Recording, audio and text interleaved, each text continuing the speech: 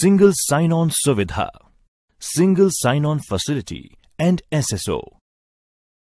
सबसे पहले हम जानेंगे सिंगल साइन ऑन सुविधा एसएसओ के बारे में, जिससे नागरिक अपने जीवन में डिजिटल सेवाओं के माध्यम से सभी सरकारी विभागों द्वारा दी जाने वाली ई सेवाओं का लाभ उठा सकते हैं।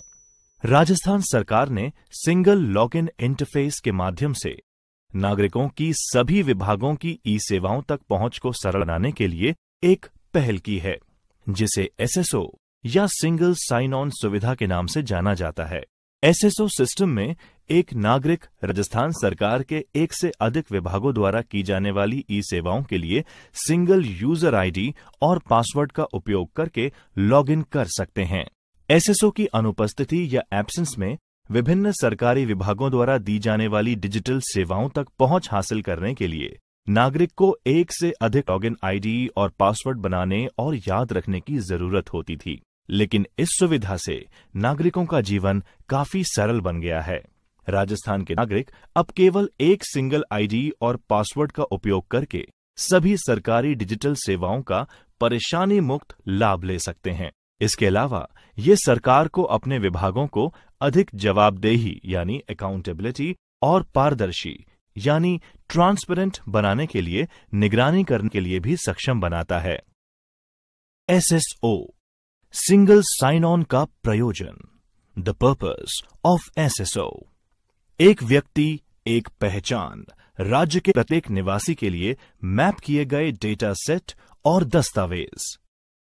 एसएसओ के चलते सर्विसेज प्राप्त करने के लिए डॉक्यूमेंट्स और एफिडेविट्स की कोई जरूरत नहीं होती।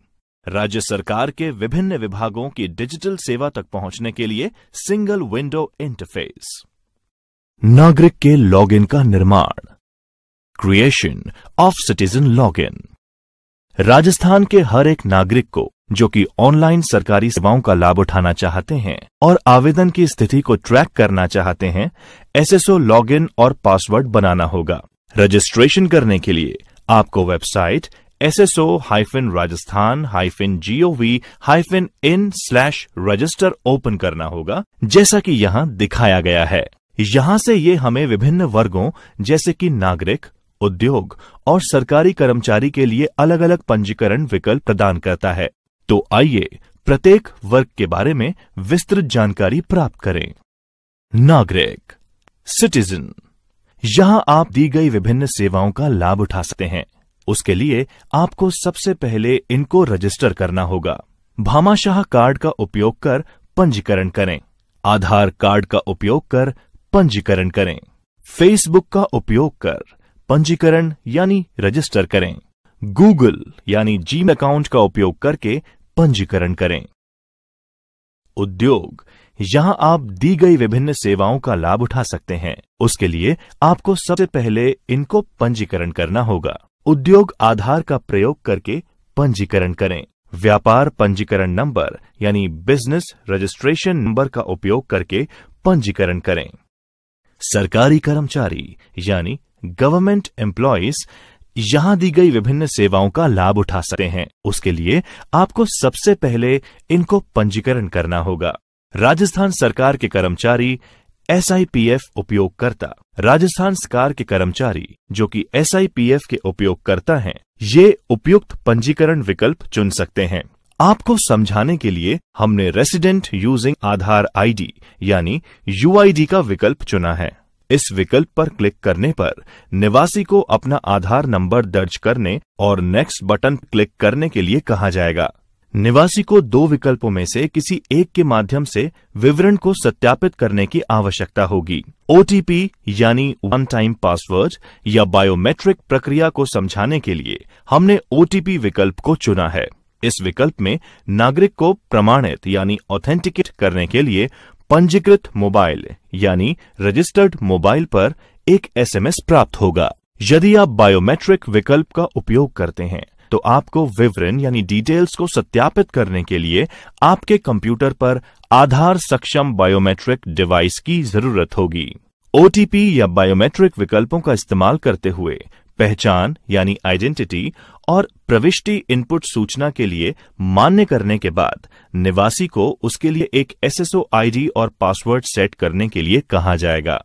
पासवर्ड के लिए आपको alpha numeric and special character के संयोजन से एक स्ट्रॉन्ग पासवर्ड सेट करना है जो कि अन्य व्यक्ति आसानी से अनुमान ना लगा सकें और आपका पासवर्ड सिक्योर रहे।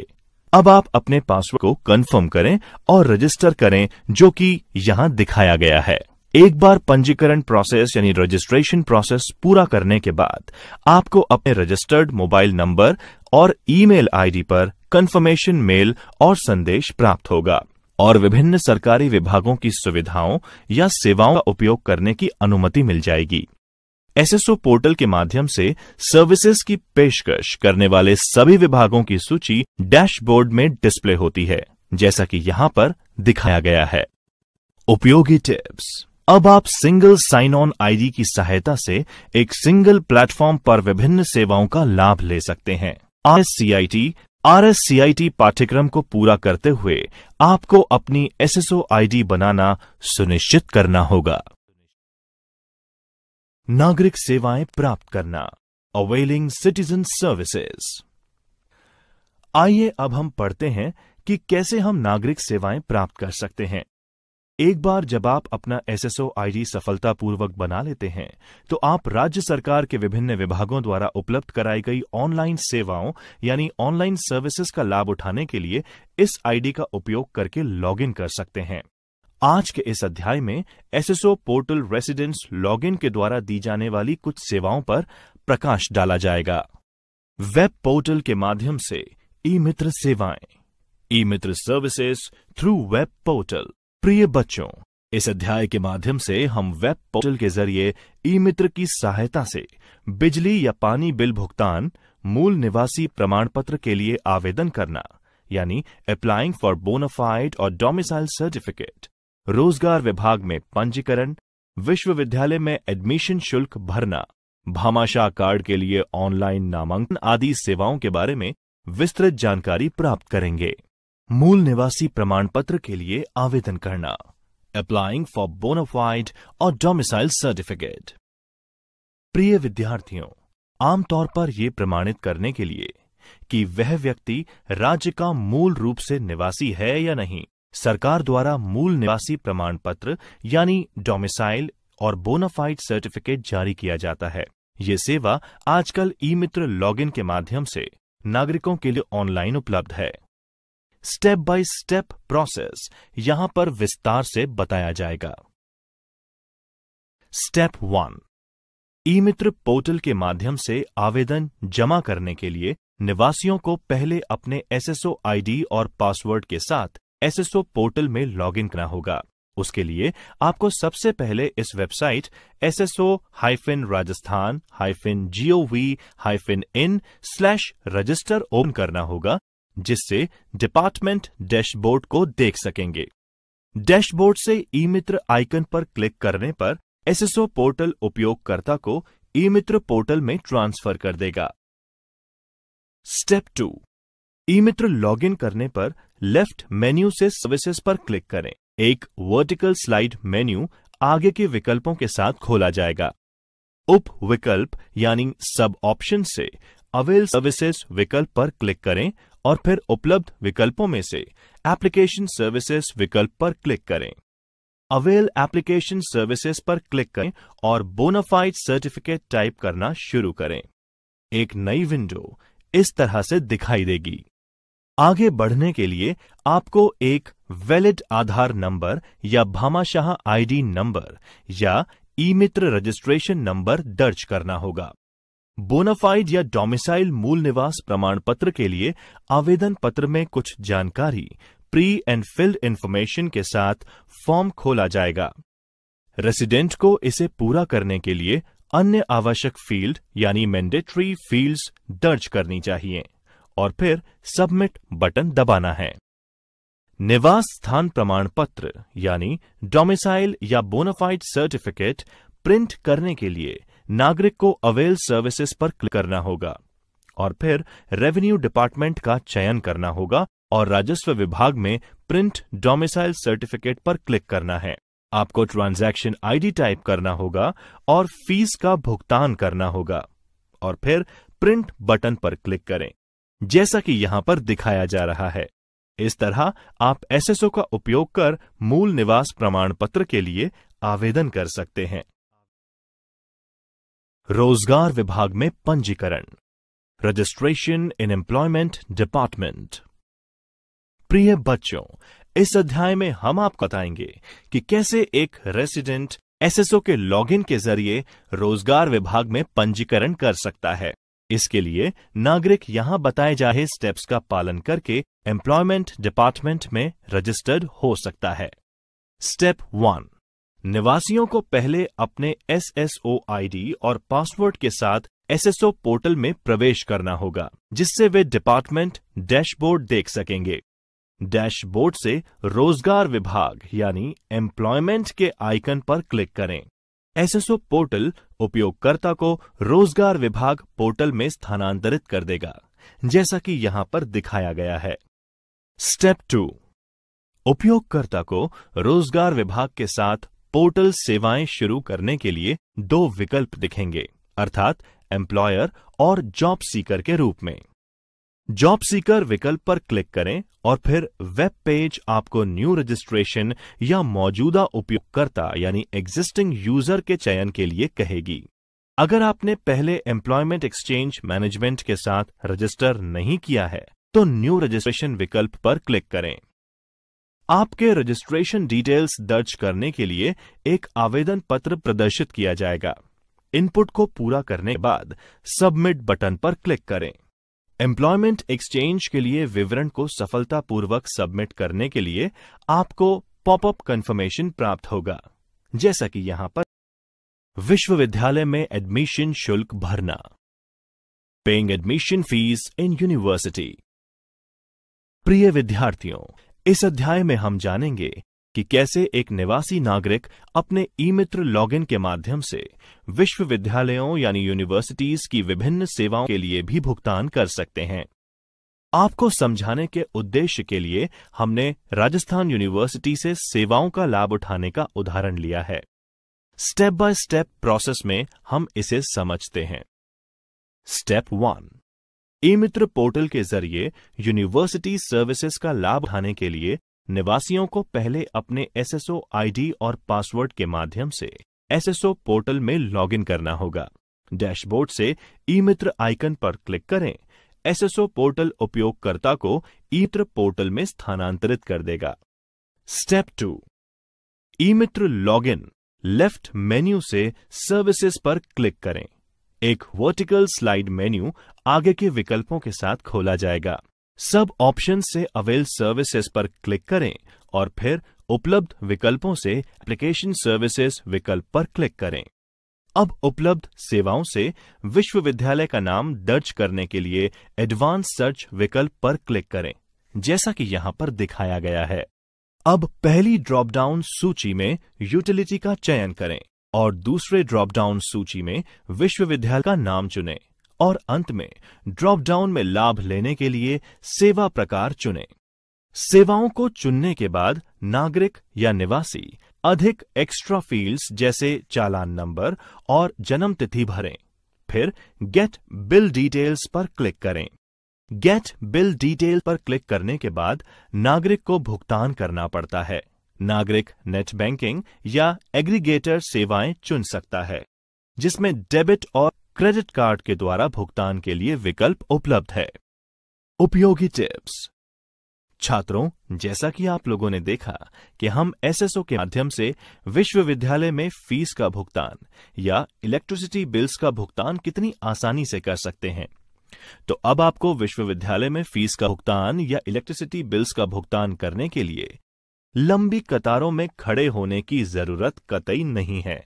अब एसएसओ लॉगिन के साथ सभी सेवाओं का लाभ अपने घर पर बैठे बैठे आप बड़ी आसानी से उठा सकते हैं। राजस्थान संपर्क। आइए बच्चों, इस अध्याय में हम सीखेंगे कि राजस्थान संपर्क क्या है और इसका हमारे जीवन में क्या महत्व है। एक नागरिक इसकी सहायता से क्या कर सकता है। राजस्थान संपर्क एक इनोवेटिव ई गवर्नेंस प्रोजेक्ट है। ये शिकायत यानी ग्रीवियंस निवारण या निराकरण के लिए एक पारदर्शी और जवाबदेह व्यवस्था प्रदान करके राज्य के निवासियों को सशक्त बनाने की दिशा में एक कदम है। ये एक सेंट्रलाइज सिस्टम है जिसमें नागरिक call centre, web portal, video संपर्क सुविधा यानी संपर्क centres with video conferencing facility के माध्यम से अपनी शिकायत का समाधान प्राप्त कर सकते हैं। शिकायत की स्थिति देखें। Viewing status of a grievance. प्रिय विद्यार्थियों, एक बार शिकायत को सफलतापूर्वक सबमिट करने के बाद नागरिक या निवासी उस एसएसओ आईडी के माध्यम से शिकायत की स्थिति को नीचे दिए गए अनुसार देख सकते हैं, जो कि इस प्रकार है। राजस्थान संपर्क यानी सिटीजन लॉगिन होम पेज तक पहुंचने के बाद नागरिक को शीर्ष क्षैतिज मेन्यू यानी टॉप हॉरिजॉन्टल मेन्यू से व्यू स्टेटस लिंक पर क्लिक करना चाहिए। अगर नागरिक ने प्रीवियसली कोई भी शिकायत दर्ज की है तो प्रत्येक शिकायत का स्टेटस रोज में दिखाया जाएगा। यदि नागरिक ने पूर्व में कोई शिकायत नहीं जमा की है तो एक संदेश प्रदर्शित किया जाएगा कि नो डेटा फाउंड, जैसा कि यहां पर दिखाया गया है। शिकायत के बारे में फीडबैक भेजें। Submit feedback about grievance. शिकायत की स्थिति देखने के बाद एक नागरिक पूरे निराकरण प्रक्रिया यानी रेजोल्यूशन प्रोसेस में अपनी शिकायत से निपटने के अनुभव और संतोष स्तर के बारे में फीडबैक सबमिट कर सकता है। राजस्थान संपर्क होम पेज तक पहुंचने के बाद नागरिक को शीर्ष हॉरिजॉन्टल मेन्यू से फीडबैक लिंक पर क्लिक करना चाहिए। एक फॉर्म खुलेगा जिसमें उपयोगकर्ता आवश्यक फील्ड यानी मैंडेटरी फील्ड्स इनपुट करेगा। एक नागरिक अपनी शिकायत से संबंधित फीडबैक या सजेशन प्रस्तुत कर सकता है। इसके अतिरिक्त अगर वहां पर संतोषजनक समाधान प्राप्त नहीं हुआ है तो वह शिकायत रीओपन करने के अधिकारी से अनुरोध कर सकता है। यदि वह कोई दस्तावेज अपलोड करना चाहता है तो वो ऐसा भी कर सकता है। सभी आवश्यक जानकारी दर्ज करने के बाद सबमिट बटन दबाएं, जैसा कि यहां पर दिखाया गया है। उपयोगी टिप्स। बच्चों, इस अध्याय में हमने जाना कि कैसे राजस्थान संपर्क एक समन्वित शिकायत निवारण मंच है यानी इंटीग्रेटेड ग्रीवियंस रिड्रेसल प्लेटफॉर्म प्रदान करता है, जिसमें आप शिकायत रजिस्टर कर सकते हैं और पोर्टल पर अपनी प्रगति को ट्रैक कर सकते हैं।